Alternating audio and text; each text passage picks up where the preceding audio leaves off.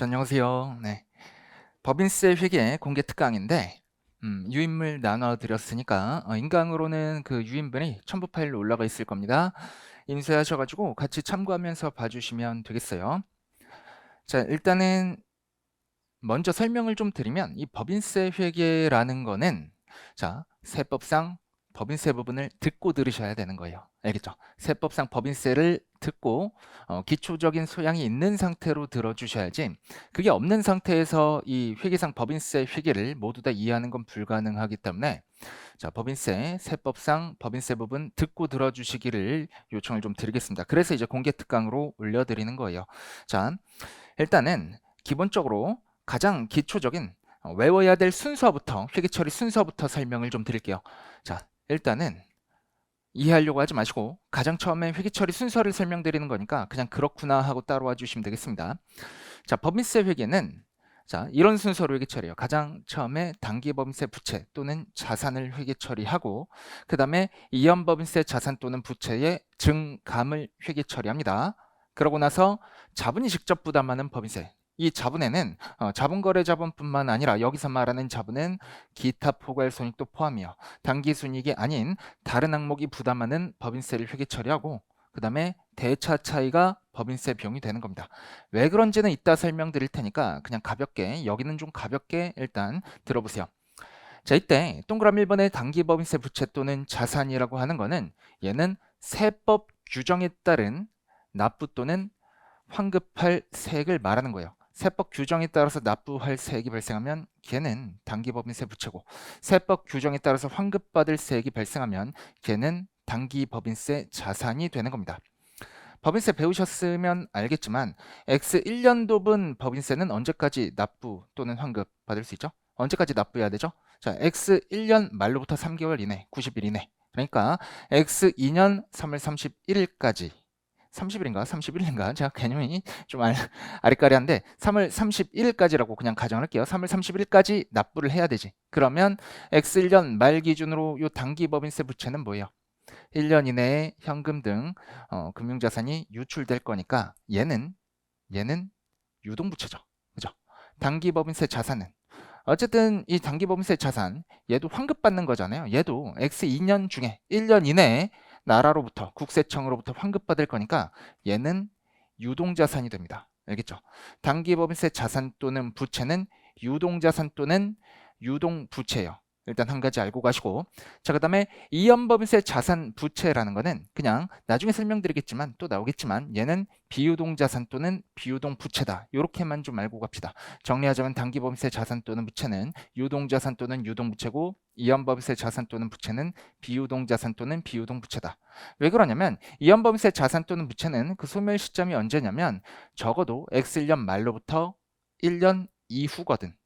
그래서 유동 비유동을 구분하는 게 1년 이내에 소멸되느냐 1년 이후에 소멸되느냐, 요거 가지고 구분하는 거잖아요.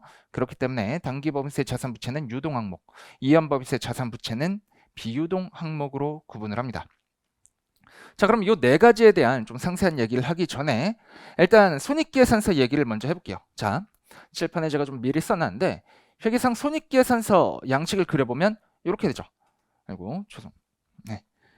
회계상 손익계산서 양식을 그려보면 이렇게 되죠. 자, 매출액에서 출발해서 매출 원가를 차감하면 매출 총이익이 나오고, 거기서 판매관리비 차감하면 영업이익 나오고, 영업이익에다가 영업외 수익 더하고 영업외 비용 차감하면, 그러면 법인세 비용 차감 전 순이익, 그게 세전이익이라고 써놨습니다. 그 세전이익이 나오고, 거기서 법인세 비용 차감하면 당기순이익 나오잖아요. 자, 근데 우리 재무제표 중에서 재무상태표, 손익계산서, 자본변동표, 얘네들은 다 발생주의에 의해서 회계 처리된 것들이죠. 발생주의에 의한 재무제표요. 발생주의가 아닌 재무제표는 현금 흐름표 하나밖에 없습니다. 재무제표 본문에 해당하는, 추석 말고 재무제표 본문에 해당하는 4개 중에서, 그것 중에서 발생주의가 아닌 것은 현금 흐름표밖에 없어요. 재무상태표, 포괄손익계산서, 자본변동표는 다 발생주의 기준으로 작성이 되다 보니까, 자, 지금 우리 손익계산서 얘기하고 있었죠. 자, 그러면 여기 매출액에서부터 세전이익까지, 법인세 비용 차감 전 순이익까지 요만큼이 전부 다 발생주의에 의한 금액이라는 거죠. 발생주의. 그죠? 발생주의에 의한 금액입니다. 자, 그리고 손익계산서상 당기순이익 역시 발생주의에 의한 금액이 뽑혀 나와야 되니까 결론적으로 일단 요거 좀 적고 시작할게요. 얘도 발생주의에 의한 금액이 돼야 되니까 그 중간 과정에 껴있는 요 법인세 비용도 얘도 발생주의에 의한 금액을 여기다가 써줘야 되는 거죠. 이 법인세 비용이 발생주의에 의한 금액이 아니다라고 하면 이 포괄손익계산서가 발생주의에 의해서 작성이 되었다라고 할 수가 없는 거잖아요. 그죠? 그래서 핵심이 요거예요. 요 법인세 비용은 발생주의에 의한 금액이 포괄손익계산서에 들어가야 됩니다. 자, 근데 여기서 이제 생각을 해보면 자, 요쪽에 단기법인세 부채 이게 뭐라고 했죠? 단기분 사업활동의 결과로 조금 더 왼쪽으로 와주세요. 단기분 사업활동의 결과로 X 2년 3월 31일까지 납부해야 되는 법인세. 이 법인세 부채는 이 단기법인세 부채는 얘는 세법 규정에 따른 금액이죠. 그죠? 세법 규정에 따른 납부 또는 환급할 세액을 납부할 세액이라고 하면 단기법인세 부채, 환급받을 세액이라고 하면 단기법인세 자산이라고 하는 거였죠. 얘는 중요한 게 세법 규정에 의한 금액이에요. 세법 규정에 의한 금액. 발생주의에 의한 금액이 아니라고. 그래서 이 세법 규정에 의한 납부해야 될 세금 자체를 법인세 비용으로 쓰기에는 좀 무리가 있다라고 하는 겁니다. 알겠죠? 세법 규정에 의한 금액이기 때문에 얘는 발생주의에 의한 금액이 아니고 이 세법 규정에 의한 단기분 납부할 세액, 그 납부할 세액을 단기법인세 부채라고 한다라고 했어요. 이 단기법인세 부채를 그대로 법인세 비용으로 쓸 수 없기 때문에 포괄손익계산서에 계상하는 법인세 비용을 뽑아내기 위해서 이제 법인세 회계라는 그 논리가 적용이 되는 거예요. 그 논리를 적용하는 순서가 이렇게 1, 2, 3, 4번이 되는 거고요. 알겠죠? 자, 그러면 요거는 알고 가세요. 단기법인세 부채라는 것은 세법 규정에 따른 납부할 세액을 의미하는 거예요. 자, 잠깐만 이쪽으로 다시 돌아오셔가지고 자, 회계에서 손익계산서를 보면 아까 매출액에서 출발해서 당기순이익까지 나오는 이런 게 포괄손익계산서 양식이죠. 얘를 조금 간단하게 표시해보면 자, 포괄손익계산서의 모든 항목은 수익 아니면 비용이잖아요. 그죠? 그래서 좀 간단하게 써보면 수익에서 비용을 차감하면 이익이 되죠. 이게 포괄손익계산서를 좀 간단하게 쓴 거죠. 그죠? 여기 회계입니다. 회계. 근데 이제 법인세를 배우신 분들은 알겠지만 세법상에서는 회계에서 계산한 요 이익을 가지고 이 이익에다가 세율을 곱해서 당기분 납부할 세액을 뽑아내는 게 아니죠. 세법에서는 입금에서 송금을 차감해서 과세 대상 소득을 계산합니다. 과세 소득이라고 할게요. 입금에서 송금을 차감해서 과세 소득을 뽑아내는데 자, 그러면 유사하죠. 수익과 입금 유사하고 비용과 송금 유사한 거예요. 하지만 동일하지는 않습니다. 회계상 수익 중에서 세법상 입금이 될 수 있는 것도 있고 그렇지 않은 것들도 있어요. 반면에 회계상 수익이 아닌데도 세법상 입금으로 보는 것이 또 있습니다. 자, 비용도 회계상 비용인데 세법상 송금인 것도 있고 그렇지 않은 것도 있어요. 그리고 회계상 비용이 아닌데도 세법상에서는 송금으로 인정해 주는 게 있어요. 자, 그러면 자, 이 회계상 수익과 비용을 세법상 입금과 송금으로 만들어주기 위한 절차가 뭐예요? 그거를 우리가 세무조정이라고 하죠. 법인세에서 배우시는 겁니다. 세법상 법인세에서 배우시는 거예요. 이거를 세무조정이라고 하는데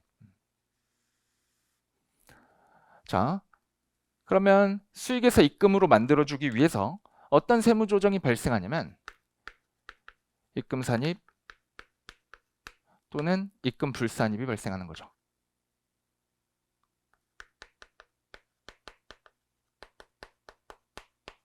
입금 산입은 뭐예요? 수익이 아닌데 세법상은 입금이니까 수익이 아님에도 입금에 포함시키겠다. 입금에 산입한다. 그런 뜻이고 입금 불산입은 회계상 수익인데 세법상은 입금이 아니라서 입금에서 빼주겠다. 이런 거죠. 입금 산입은 그래서 가산 조정, 입금 불산입은 차감 조정입니다. 뭐 이런 게 중요한 게 아니에요. 이거는 세법에서 배우는 거고. 자, 비용과 송금 얘기도 해봅시다. 회계상 비용인데 세법상은 비용이 아니다 라고 하면 그때는 송금불산입이 되는 거죠.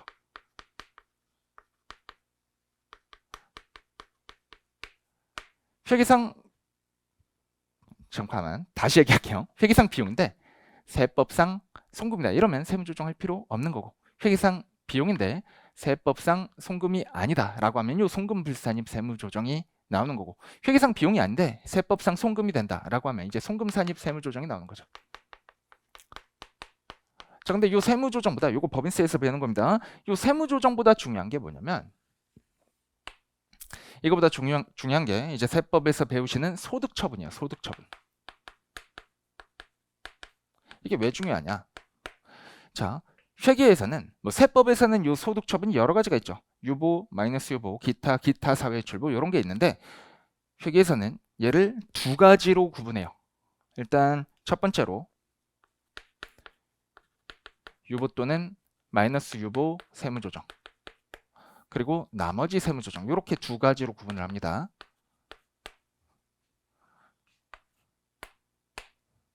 그리고 요 유보 또는 마이너스 유보 세무조정을 우리가 뭐라고 하냐면 얘를 일시적 차이라고 해요.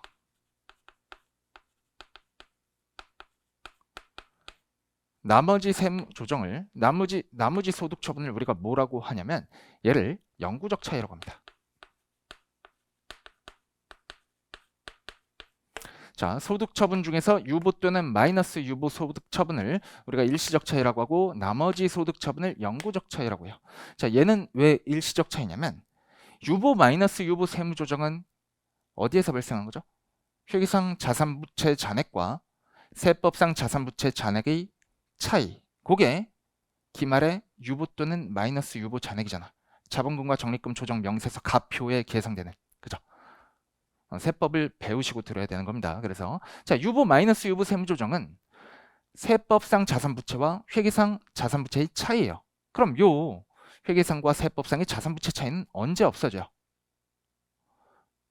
언제 없어지죠? 아무리 늦어도 이 자산이나 부채가 소멸되면 회계상 잔액도 영원이 되고 세법상 잔액도 영원이 되니까 차이가 더 이상 존재하지 않게 되겠죠. 그죠? 그래서 이 유보 마이너스 유보 세무조정은 회계와 세법 간의 차이가 존재하는 항목이지만 언젠가는 그 차이가 없어진단 말이에요. 그래서 우리가 일시적 차이라고 하는 거고, 나머지 세무조정, 기타 사회 유출 같은 세무조정은 이거는 이 차이가 소멸되지 않아요. 그래서 영구적 차이라고 하는 겁니다. 회계에서는 이렇게, 제가 세무조정이랑 소득처분을 좀 이제 혼용해서 쓰고 있는데 제가 세법 전문가가 아니라서 죄송합니다. 자, 회계에서는 이렇게 소득처분을 일시적 차이와 영구적 차이 두 가지로 구분을 합니다. 아시겠죠? 자, 그럼 이 일시적 차이가 이연법인세 자산 또는 부채를 발생시키는 것인데 왜 그런지 얘기를 해볼게요. 자, 회계는 발생주의에 의해서 재무제표가 기본적으로 작성이 되죠. 현금흐름표 제외하고. 세법은 세법상의 규정에 의해서 입금과 송금이 결정이 되죠. 그죠? 자, 그럼 보세요. 예를 들어서 대표적으로 세무조정을 어느 정도 기억을 해주셔야 되는데, 미수이자 같은 게 발생했어. 미수이자 1,000원이 발생했다라고 합시다. 회계 처리 어떻게 돼요? 차분의 미수이자 1,000원 대변에 이자 수익 1,000원 이렇게 발생하죠.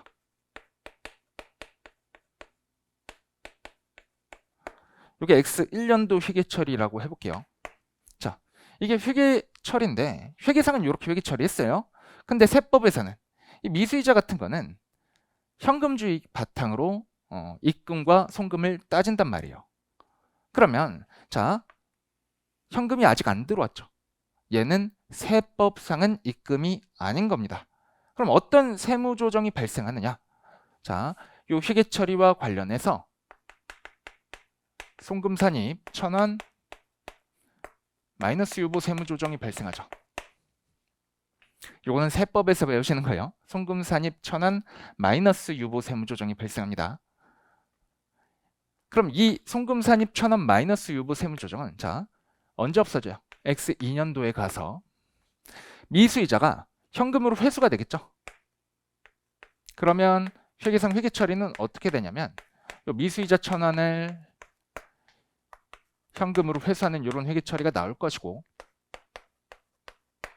이때 미수이자가 발생했는데 세법상은, 자, X1년도로 와가지고 생각을 해보면 X1년도 입장에서 기말에 미수이자 1,000원 있는데 세법상 요 미수이자 잔액은 0원이에요. 회계상 자산은 1,000원, 세법상 자산은 0원. 그래서 송금산이 1,000원 마이너스 유보가 발생했는데, 자, X2년도에 미수이자를 현금으로 회수했어요. 그러면 회계상 자산은 1,000원 발생했다 1,000원 없어지니까 0원이죠. 세법상 자산은 0원이겠지. 그죠?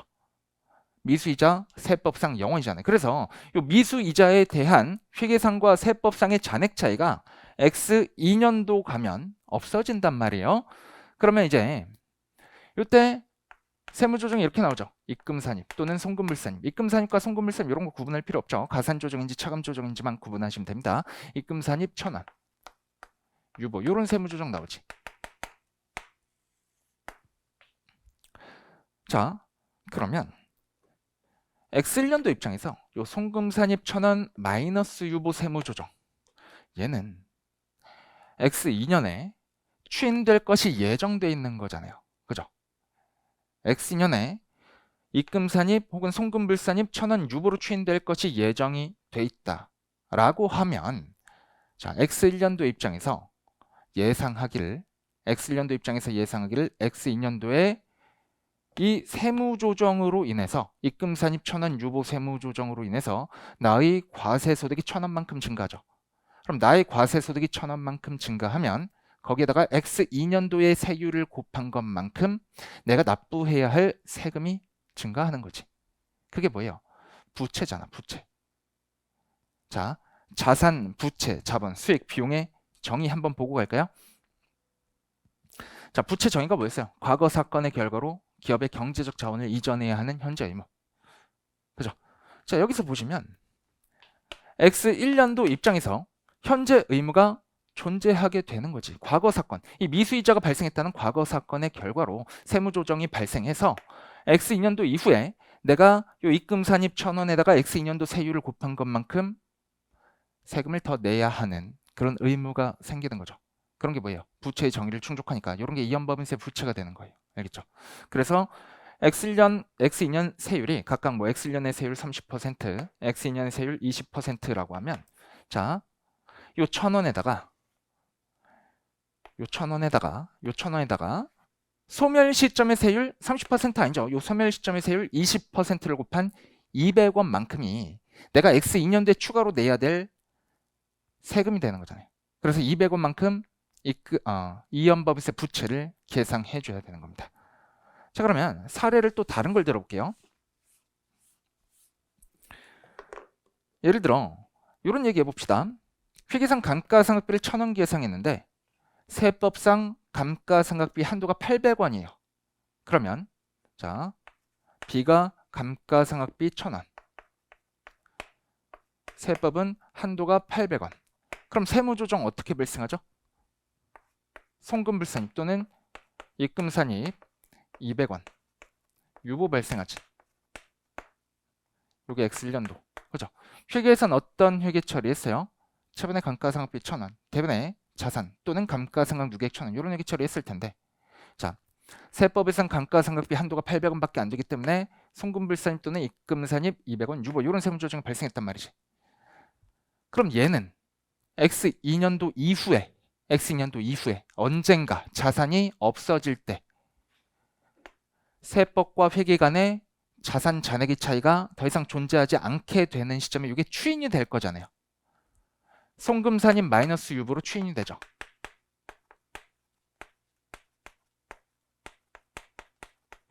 자, 그럼 이 송금산입 마이너스 유보 얘는 뭐예요?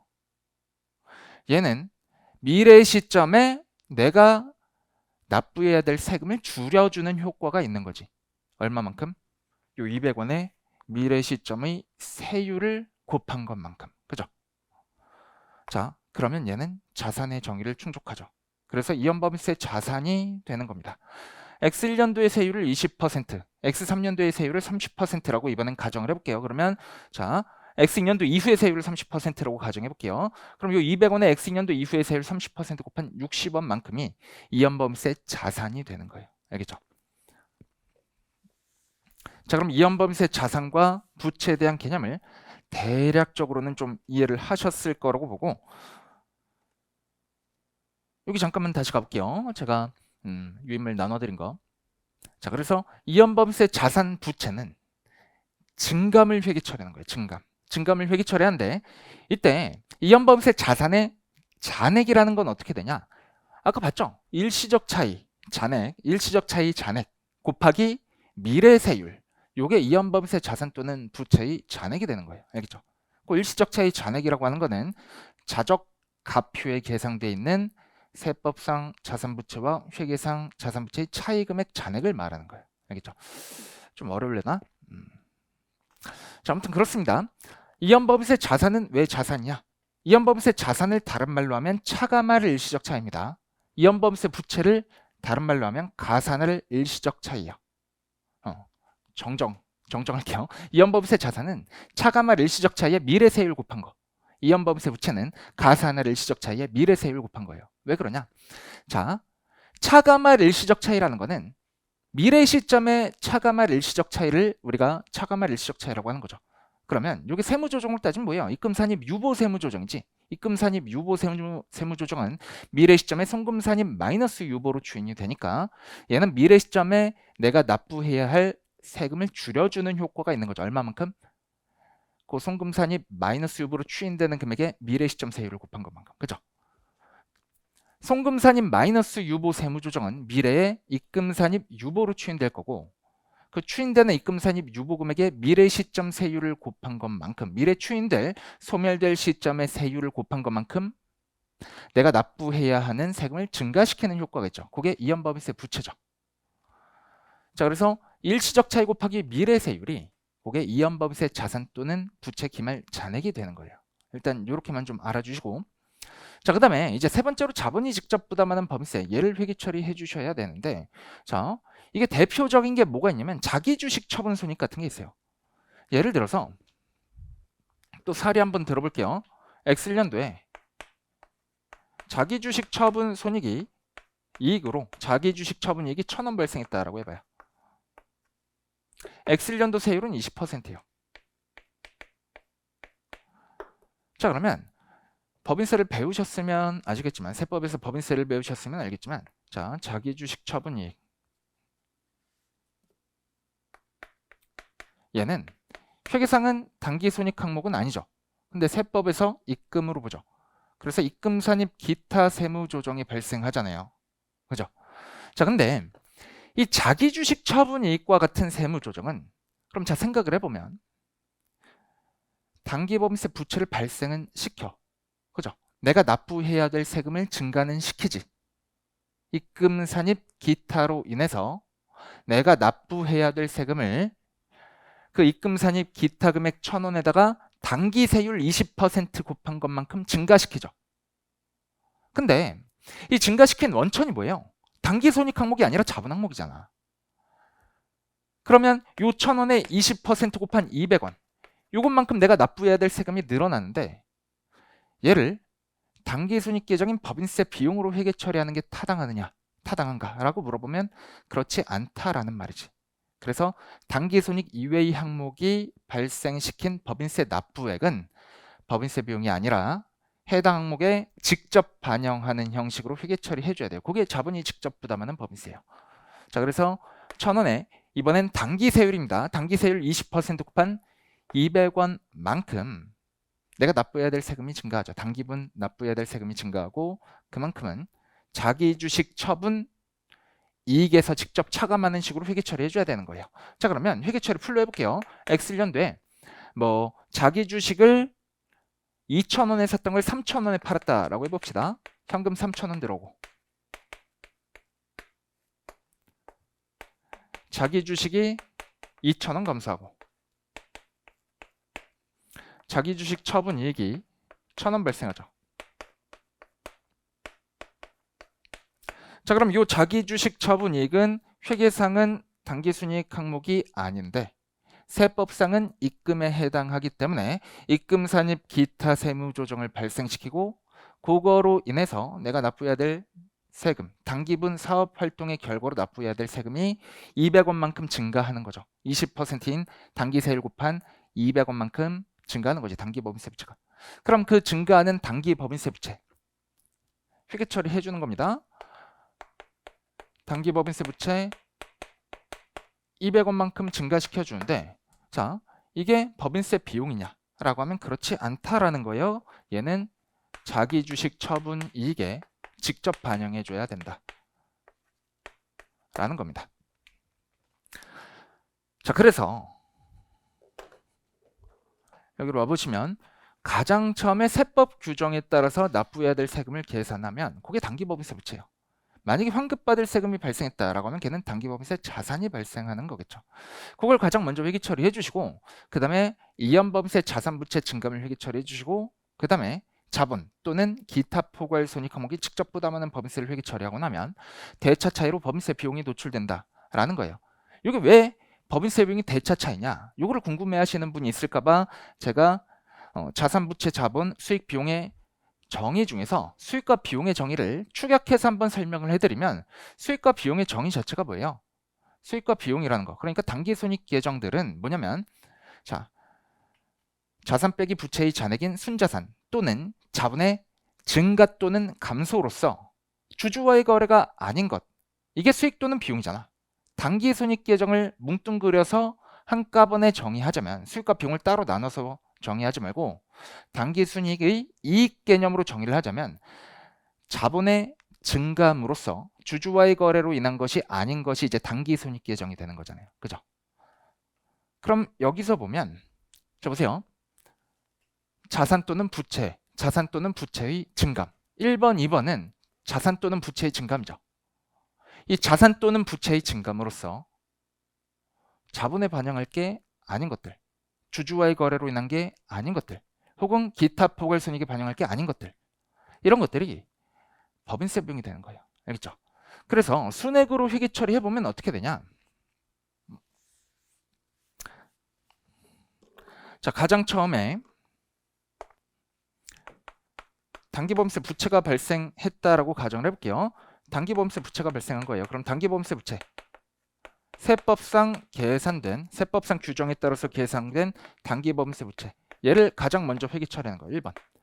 그 다음에 두 번째로 이연법인세 자산 또는 부채의 증감을 회계 처리하는 거예요. 이연법인세 자산이 증가했다라고 합시다. 그렇게 가정을 할게요. 그럼 이연법인세 자산 증가니까 차변에 이렇게 회계 처리해 줘야겠죠. 그럼 두 번째까지 회계 처리했습니다. 세 번째는 자본이 직접 부담하는 법인세, 자기 주식 처분 이익 같은 게 발생했다. 여기에 직접 반영해주면, 자, 수익과 비용의 정의가 뭐라 그랬죠? 순자산 또는 자본의 증감으로써 주주와의 거래가 아닌 것, 자본 항목에 반영할 게 아닌 거죠. 자, 1번, 2번이 뭐예요? 순자산의 증감이지. 순자산의 증감 중에서 요 3번, 주주와의 거래가 아닌 나머지를 우리가 대차 차익으로서 법인세 비용이다 라고 해서 단기손익에 반영해 주는 거예요. 그럼 이 법인세 비용은 발생주의에 의한 개념이 금액이 되는 거죠. 그죠? 자, 그럼 이제 좀 더 상세하게 들어가 볼게요. 자, 이 세법상 납부해야 될 단기법인세 부채, 얘는 어떻게 계산하냐? 세법 규정에 따라서 계산해야겠죠. 그래서 세무 조정하는 그 틀을 좀 준용을 해야 됩니다. 자, 요 오른쪽에 보시면 법인세 배우셨으면 많이 보던 틀일 거예요. 세전이익, 요게 법인세 비용 차감 전 순이익이죠. 요 법인세 비용 차감 전 순이익에서 세무 조정을 거치면 각 사업년도 소득 금액이 나오죠. 세법에서 배우시는 겁니다. 이 각 사업년도 소득 금액에서 2월 결승은 비과세 소득 공제 이런 거 반영하고 나면 뭐 차가감 소득 금액 이런 게 나올 텐데, 그거 어렵게 쓰지 말고 그냥 과세 소득이라고 쓸게요. 요 과세 소득에다가 세율 곱하면 총부담세액이 나오고, 거기서 기납부세액을 차감하면, 기납부세액이 뭐죠? 중간 예납 등으로 미리 납부한 세액, 그거를 차감하고 나면 단기법인세 부채가 되는 거예요. 이 단기법인세 부채가 뭐야? 단기분 사업활동의 결과 납부해야 될 세금. 언제까지? X2년 3월 31일까지 납부해야 될 세금. 자, 그러면 이 전체 세금 중에서 미리 납부한 거, 이게 뭐예요? 얘가 단기법인세 자산 개념이지. 지금 상황에서는 미리 납부했다라고 하면 납부하는 시점에 대변의 현금, 차변의 단기법인세 자산, 이런 얘기 처리했을 거야. 기말에 가서 이 단기법인세 자산 차감하고 나머지 총부담 세액 중에서 기납부세, 그러니까 단기법인세 자산을 차감하고 나머지 금액이 기말에 단기법인세 부채 잔액이 되는 거죠. 뭐 그렇게 되는데, 자, 1차 시험에서는 이월결손금도 안 나올 거예요. 이월결손금 등이라고 했는데 등은 그냥 엑스표 처벌을 쳐도 되고, 왜냐면 뭐 비과세, 소득공제 이런 것까지는 2차에서도 나온 적이 없으니까 신경 안 쓰셔도 되고, 1차 시험에서는 이월결손금 이런 것도 잘 안 나올 겁니다. 그러면 곧 각 3년도 소득 금액이 바로 과세소득이고, 거기다가 세율을 곱하면 총부담 세액이 나와요. 미리 납부한 세금이 없다라고 하면 이게 곧 단기법인세 부채가 되는 거예요. 이 기납부세액 같은 것도 1차 시험에서는 안 나올 거예요. 자, 그럼 어쨌든 간에 이 단기법인세 부채 세법 규정에 따라서 이렇게 계산을 했죠. 그 금액이 이 회계처리상 여기로 오는 거예요. 여기 적어주는 겁니다. 좀 더 왼쪽으로 회계처리 다 보여주세요. 단기법인세 부채 세법상 규정에 따라서 계산을 하고 나면 그거를 대변에 단기법인세 부채로 먼저 적어주는 거예요. 회계처리 해주시고, 그 다음에 이연법인세 자산 또는 부채의 증감을 회계처리 해주시고, 그게 요거죠. 그 다음에 자본이 직접 부담할 법인세 회계처리 해주시고 나면 대차 차이가 법인세 비용이다. 그리고 이 법인세 비용은 발생주의에 의한 금액이다. 왜 그러냐면 수익과 비용의 정의에 비추어 봤을 때 자산 또는 부채의 증감 중에서 죄송합니다. 다시 말할게요.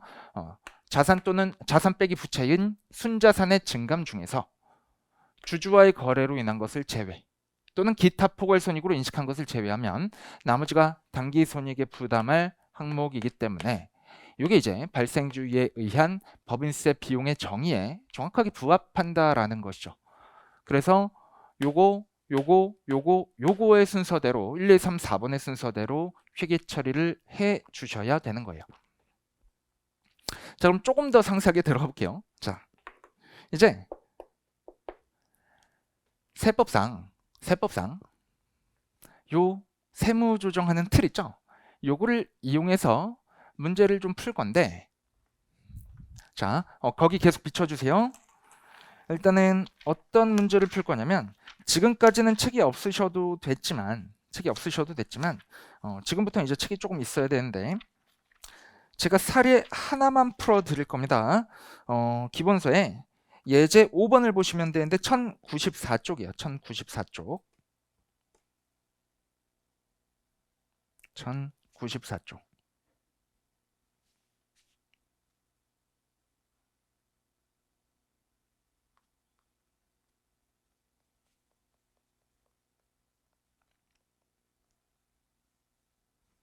이 문제 하나 풀면 대부분의 내용들이 이제 해결이 되거든요. 1094쪽. 죄송합니다. 페이지를 미리 지정을 해왔어야 되는데, 자, 요거를 풀어봅시다. 책이 없으신 분들은 제가 화면에 PDF로 이렇게 비춰드리니까 요거 보고 따라오시면 될 것 같아요. 자, 읽어볼게요. 다음은 한라의 법인세 관련 자료이며 세무조정 항목은 모두 일시적 차이이다. 그래서 예제 5번은 자본이 직접 부담하는 법인세는 없는 문제예요.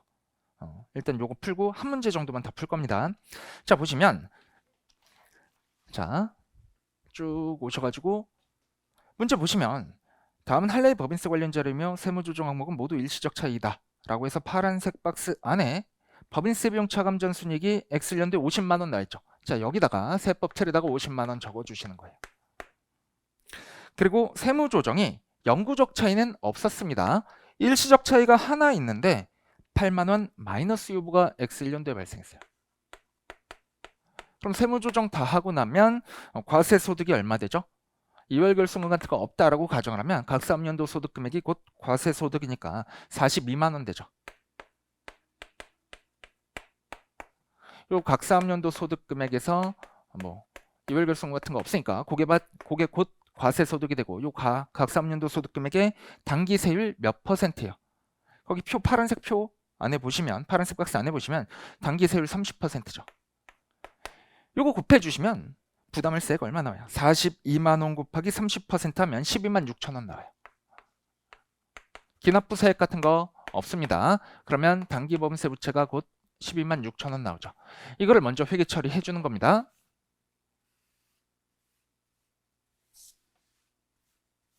자, 그럼 보세요. 단기법인세 부채 12만 6천 원 나왔던 거를 가장 먼저 회계 처리해 주는 거예요.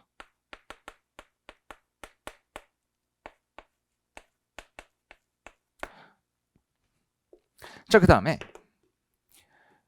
얘는 송금사님 마이너스 유보 세무조정자 일시적 차이라고 했으니까 이거는 언제 추인되죠? 시점은 모르겠지만 시점 어디? 여기 나와 있나? 그죠? X1년 파란색 박스 아래 첫 번째 줄 보세요. X1년에 발생한 가상한 일시적 차이 A는 X2년도에 모두 과세소득에 가산되면서 소멸하였으며 라고 돼 있죠. 자, X2년도에 이렇게 가산되는 거예요.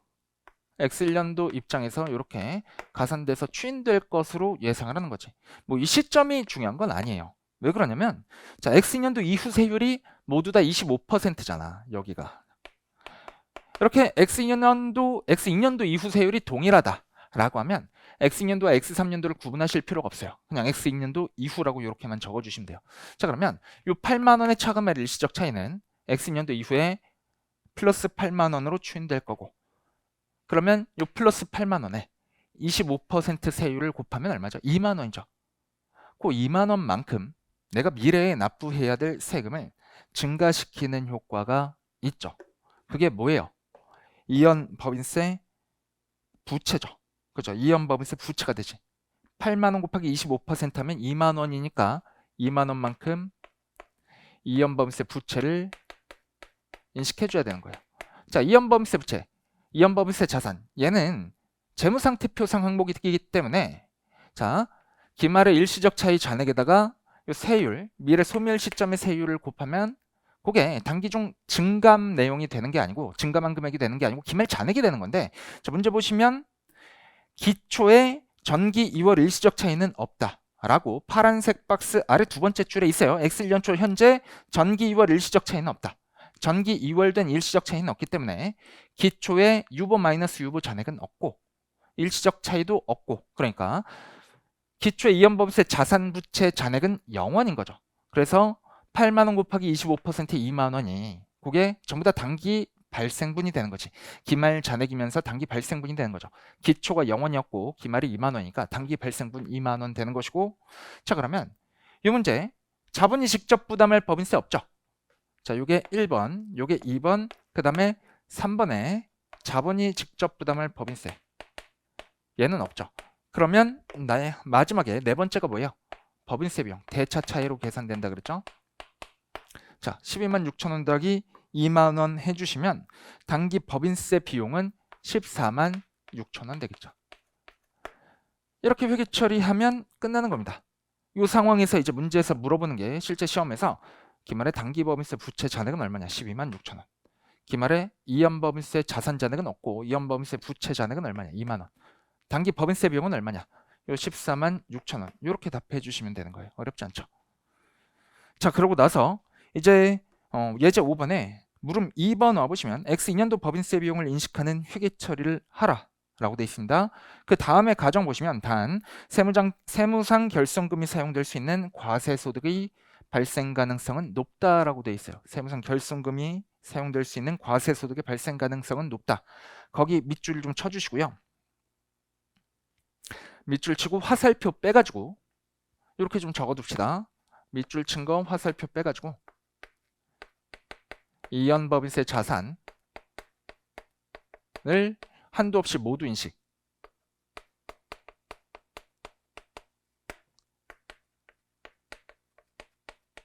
하라는 말이에요.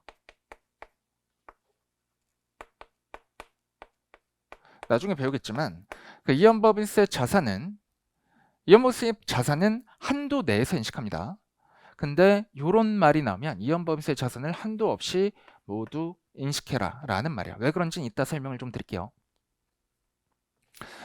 자, 그리고 와서 보시면 자, X2년도에 그 파란색 박스 안에 가보시면 법인세 비용 차감 전 순이익이 얼마예요? 마이너스 42만 원이지. 자, 그리고 X1년도에 존재했던 요 8만 원의 가산할 일시적 차이가, 그러니까 송금사님 마이너스 유보가 X2년도에 이렇게 추인됐고 추가적으로 X2년도에 일시적 차이 B가 생겼죠. 마이너스 4만 원. 자, 그럼 요 세무조정 다 반영하면 마이너스 42만 원 더하기 8만 원 빼기 40만 원 하면 얼마 나와요? 38만 원 나오죠. 마이너스 38만 원. 자, 각 사업년도 소득금액이 마이너스야. 이러면 각 사업년도 소득금액이 마이너스면 법인세 환급은 당장 해주진 않죠. 2월 결손금 공제를 해주죠. 이거 법인세에서 배우시는 겁니다. 세법에서 배우시는 거예요. 자, 이렇게 38만 원 마이너스의 각 사업년도 소득금액이 나오면 얘는 X 3년 이후에 2월 결손금 공제를 받으면서 소멸되겠죠.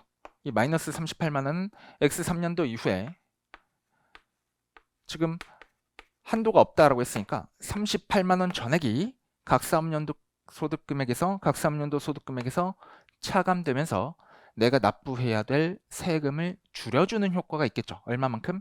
미래 소멸 시점의 세율을 곱한 것만큼. 그래서 이 2월 결손금도 역시 이연법인세 자산의 정의를 충족하는 거예요. 자산의 정의를 충족하기 때문에 이연법인세 자산으로 인식해 주는 거예요. 자, 그래서 보시면 문제에서 물어본 게 뭐였죠? 물음 2번. X 2년도 법인세 비용을 인식하는 회계 처리를 하라라고 돼 있었는데, 자, 이연법인세 자산부채 잔액을 먼저 정리를 좀 하면서 상세하게 분석을 해봅시다.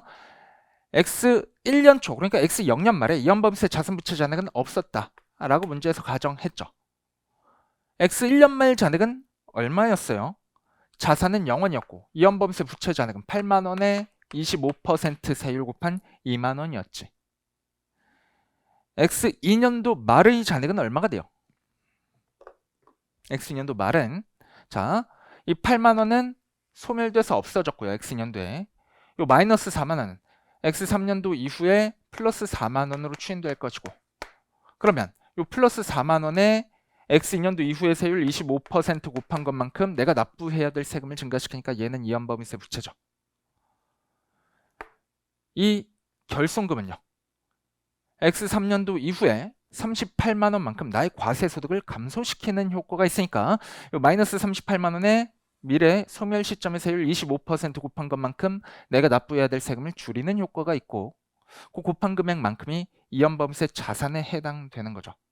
한도까지만. 하지만 여기서는 한도가 없다라고 했으니까 밑줄 친 부분이 이연법인세 자산의 한도가 없는 것을 그렇게 설명하고 있다라고 했으니까 얘는 38만 원 곱하기 25%만큼 이연법인세 자산을 인식해 줘야 되는 거예요.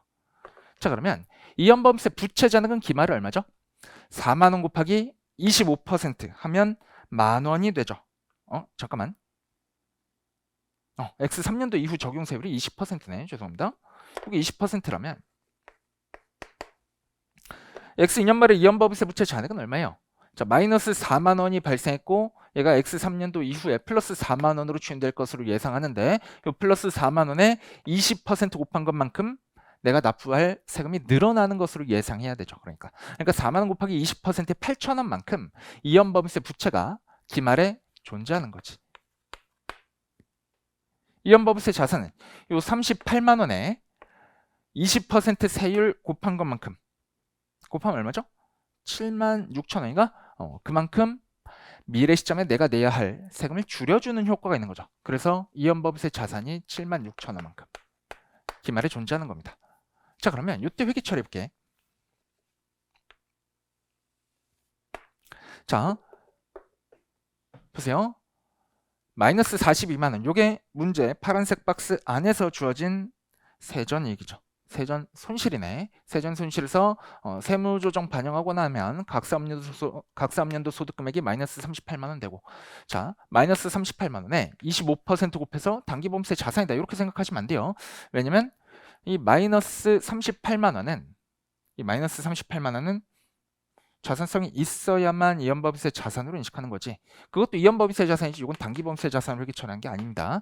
자, 이 38만 원 당장 요 회계상 손실이 생겼다라고 해서 그걸 다 환급해 주는 게 아니기 때문에 일단 당기법인세 부채는 0원이라고 봐야 돼.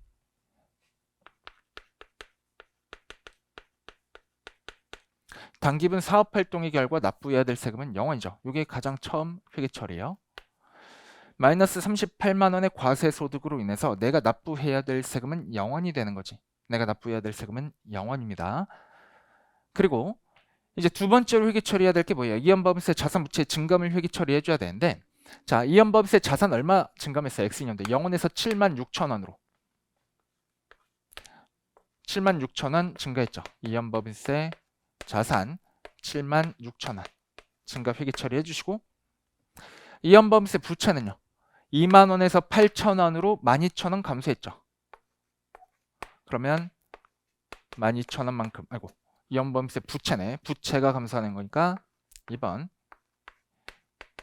이연법인세 부채 12,000원 감소. 이렇게 회계 처리해 주시면, 자, 그 다음에 세 번째로 회계 처리할 게 뭐였죠? 자본이 직접 부담하는 법인세. 문제 눈 씻고 찾아봐도 없습니다. 이렇게 회계 처리하고 나면 대차 차이로 마지막에 법인세 비용이 도출된다라고 했죠. 얼마요? 대차 차이가 차변이 아니라 대변에서 생기네. 자, 그러면 법인세 비용 얼마예요? 76,000원 더하기 12,000원이니까 88,000원 되겠죠?